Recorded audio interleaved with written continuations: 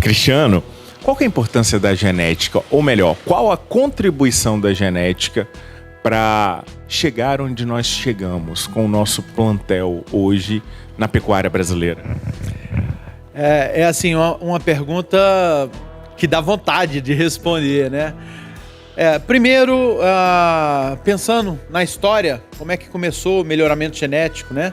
As exposições, o comparativo nas pistas de julgamento, isso a cada momento vinha trazendo para os pecuaristas o desafio de ganhar um grande campeonato, de ganhar um campeonato de categoria e trazendo esse comparativo sempre melhorando.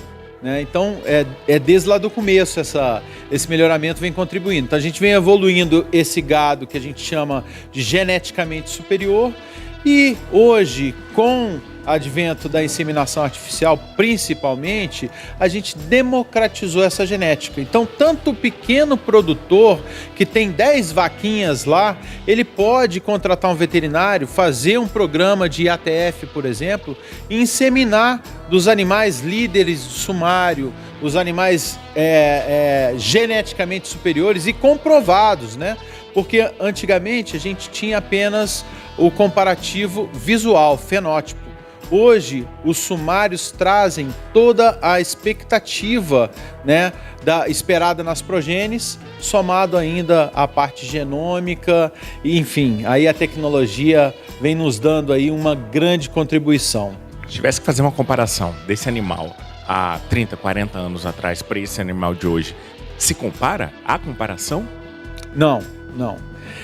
O negócio é tão dinâmico hoje, tão dinâmico, que a gente observa, se você pensar no holandês, nos Estados Unidos, que está extremamente evoluído, às vezes o touro não dura 2 anos produzindo sêmen. Por quê?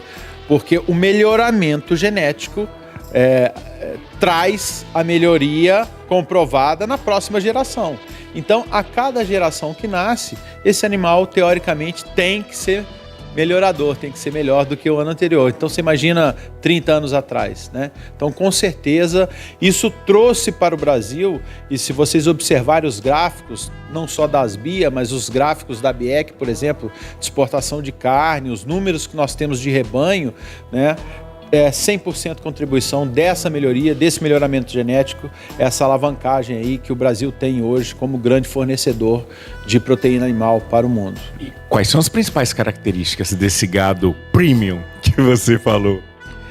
A gente tem que pensar um pouco na base, né, que é manter o padrão racial, para que a gente tenha uma força ao imprimir aquelas características. Então, o padrão racial é importante, né? Mas as características econômicas, sem dúvida, que são as queridinhas de todos, né? Porque você quer produzir com sustentabilidade, né? Produzir no mesmo espaço, com o mesmo volume e produzir mais quilos de carne ou mais quilos de leite, né? Então, as características econômicas, no caso do leite, volume, gordura, proteína, no caso do corte, o rendimento de carcaça, né? Então tudo isso é extremamente importante. Passar para as perguntas dos meninos do portal do agronegócio.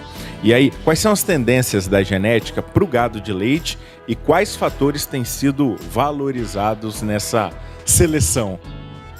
Sem dúvida nenhuma que não só, como eu disse anteriormente, não só a qualidade, né, o volume produzido, mas a qualidade desse leite, né?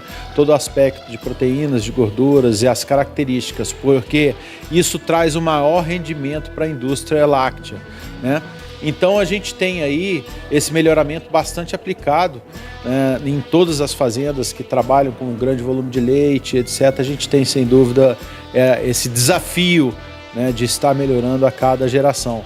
E o importante é ressaltar, aproveitando o gancho aí, a deixa, é que a genética, o melhoramento genético com a inseminação artificial, ele é um dos menores custos de produção, da produção como um todo, né, o custo fixo. É o menor insumo e é o único insumo, não chegando a 2%, e é o único insumo que permanece na propriedade, né, por várias gerações. Então, se você não fizer o uso da inseminação, o melhoramento genético, você corre o risco de estar trazendo piora para o seu rebanho e vai permanecer, né? Então a responsabilidade é grande, por isso que a gente sempre orienta procurar um profissional adequado para fazer as indicações, acasalamentos e etc. Já que você falou de acasalamento, a pergunta vem justamente sobre isso. Como é que têm sido conduzidos esses acasalamentos, Cristiano? E como é que vocês trabalham com a seleção e esses acasalamentos? É bastante interessante essa pergunta. Como eu falei anteriormente, nas pistas de julgamento, quando era uma avaliação apenas fenotípica, a gente tinha o conhecimento das famílias, da genética, do pedigree pelos criadores, né?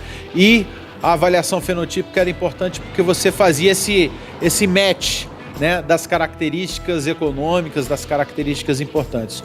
Hoje, com o advento do melhoramento genético, das provas, né, da diferença esperada pela progênie, das provas genômicas e etc., você traz uma maior segurança em fazer, não é só o feeling de você acasalar esse touro com essa vaca, mas isso hoje você tem dados que comprovam a expectativa desse acasalamento. Então, muito antes de você optar, você consegue ter uma previsão do que aquele acasalamento vai trazer para a propriedade, e com isso fica muito mais fácil de você direcionar, né, para você ser mais assertivo. A gente falou de gado de leite lá na primeira pergunta dos meninos, e agora eles querem saber de gado de corte. Qual que é a tendência de melhoramento genético no gado de corte? A gente tem no Brasil, de uma maneira geral, uma adaptação das raças zebuínas e uma evolução dessas raças zebuínas muito grande. Isso nos trouxe uma tranquilidade que a vaca zebuína, dentro desse Brasil tropical, né, vamos dizer, do meio para cima, né, nesse Brasil tropical, trouxe aí uma vantagem que essa vaca consegue parir bem, criar bem o seu bezerro, né? Então, com a inseminação artificial, você consegue proporcionar a heterose, por exemplo, que seria o cruzamento entre uma vaca Bos taurus e uma Bos indicus, né, para esse resultado ser incrementado. Então, a gente tem aí, e se vocês pensarem em exportação, vocês olharem os gráficos que a gente tem de exportação, a exportação tem evoluído e crescido a cada ano. De 21 para 22, de 20 para 21, 87%. Do ano passado, mais 3%. Isso mostra que nós estamos fazendo o dever de casa aqui no Brasil. A genética brasileira é, sim, reconhecida, né, pelo mundo inteiro, e a gente está exportando bastante. Já que você tocou em números, queria que você falasse os dados consolidados da Asbia para esse ano que vocês acabaram de divulgar. A gente sempre faz essa divulgação com um gráfico de tendências, para a gente não ficar pontual e o nosso cliente não fazer uma leitura errônea desses dados. Então, se você pegar nos últimos 4 anos, é um crescimento de 67%. É extremamente alto. São mais de 9 milhões e 300 mil doses de incremento. Mas, nesse último ano, nós percebemos que, com a situação do custo de produção elevando um pouco, né, muitas vezes o pecuarista tinha estoque na fazenda e lançou mão desse estoque de genética que ele tinha e etc. Então, a gente teve aí, vamos dizer que, eu não digo que uma queda, mas uma acomodação desse mercado em 8%. Né, comparando 21 com 22 pontualmente. Lembrando que a gente saiu há 7 anos atrás de 11% das matrizes seminadas para 22%. Nós crescemos de 2017 para 2021 110% em volume. Então, realmente uma situação de crescimento exponencial que nesse momento trouxe para a gente essa acomodação de mercado. São as raças europeias mais usadas aí nos cruzamentos? Em termos de volume no Brasil, nós não temos dúvida que no corte a raça Angus e no leite o holandês. E nós já chegamos no topo da genética da raça Nelore ou a gente ainda pode melhorar mais, Cristiano? Não, nós estamos muito bem colocados, né?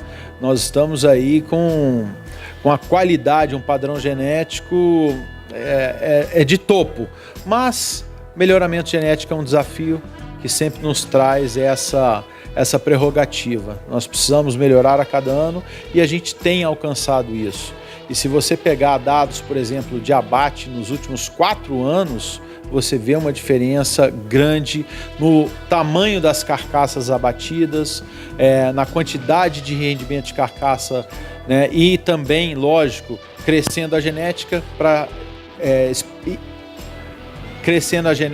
para expressar todo esse potencial, a gente precisa de uma nutrição adequada, uma saúde animal adequada e compondo aí toda essa qualidade. Qual que é a importância dos apps de trabalho com genética e manejo para a pecuária? Tecnologia, né? A gente não tem como fugir, desde da tarefa de casa da minha filha até a pecuária. Então, a importância é a gente criar velocidade, acuracidade, o melhoramento genético, a pecuária de corte de leite, a zootecnia, ela tem um princípio básico extremamente importante, que é a anotação. Então, se os dados anotados, se você não medir, você não melhora, porque você não tem um comparativo. Então, esses dados anotados com velocidade, com praticidade e que vão te gerar o resultado que você busca ou que você planeja, né, dentro do seu programa de melhoramento, dentro do seu programa da propriedade, então, sem dúvida nenhuma, que eles são super bem-vindos, né, e necessários. E futuro? Para onde vai esse futuro da inseminação, da genética, da ciência? Aonde a gente espera chegar ou aonde a gente almeja chegar? Não sei te responder essa pergunta, não sei. Futuro é sempre melhorar. O desafio é todo ano, cada ano que passa é mais apertado, entendeu? Então, na verdade, eu não vou te falar de futuro, eu vou falar de objetivo. Nosso objetivo é trazer alimento para o mundo.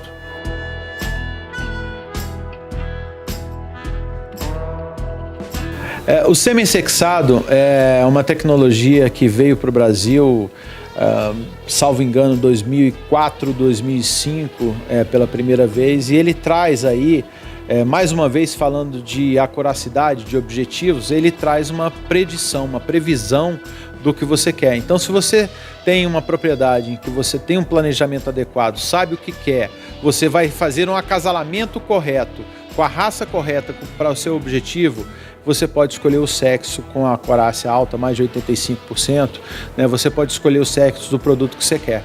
Então, isso traz velocidade, traz facilidade de venda, enfim, é uma série de benefícios, né? Só que não adianta a gente querer vender a Porsche para quem anda em estrada de terra. Então, cada propriedade tem a sua realidade e, para isso, a gente sempre está em consulta com esses profissionais que todas as empresas de disseminação têm hoje, uma equipe técnica de extrema qualidade e que pode direcionar esse programa.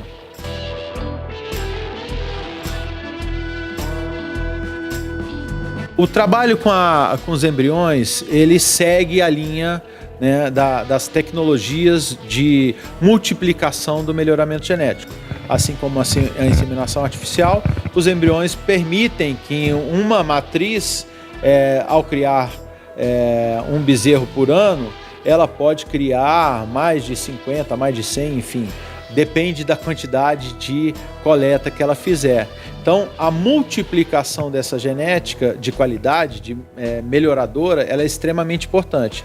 E a tecnologia dos embriões vem trazendo essa oportunidade. E nós, como Asbia, como Index, nós já estamos formatando um Index embriões. Nós já estamos agregando empresas produtoras de embriões como associadas e vamos lançar aí em breve a primeiro visual amplo aí do mercado de embriões.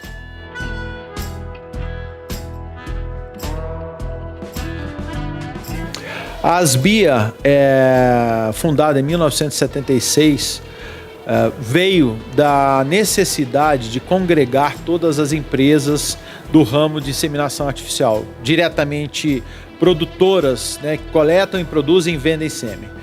E isso veio evoluindo com o passar dos anos. Hoje são 37 associados, a gente tem uma responsabilidade setorial bastante grande, de representatividade setorial com o Ministério da Agricultura, com outras entidades. A gente tem um relatório que é bastante esperado anualmente, mas ele sai a cada trimestre. A gente vai evoluir isso para mensal, com mais de 98% do mercado passando dentro dos nossos relatórios e que trazem essa capilaridade para o melhoramento genético.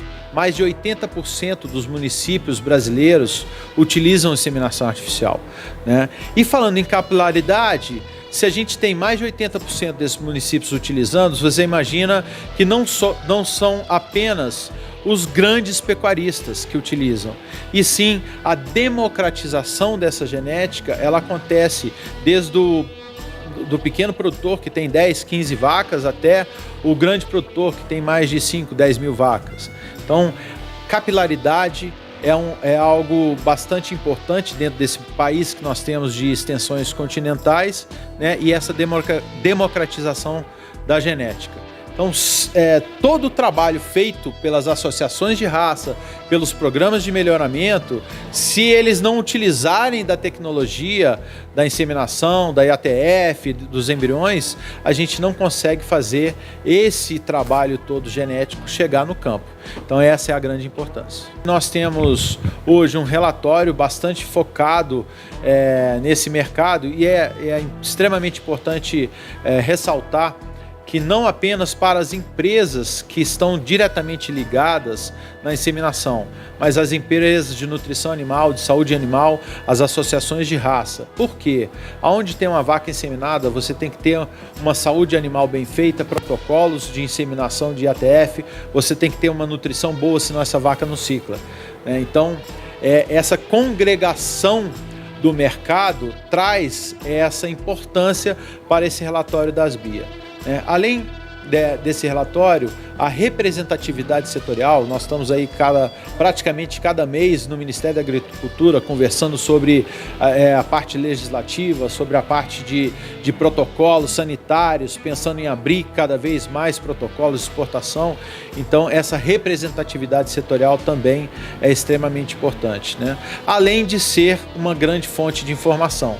A cada ponto que passa, a bandeira de que as BIA têm o mercado de uma maneira geral na sua mão, mas não o mercado pensando de maneira comercial, mas pensando em fonte de informação.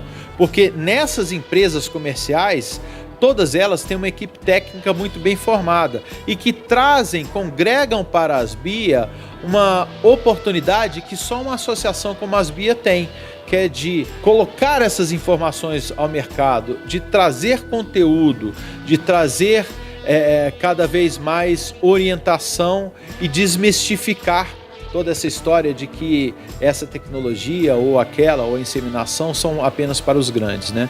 Mais uma vez falando em democratização da genética.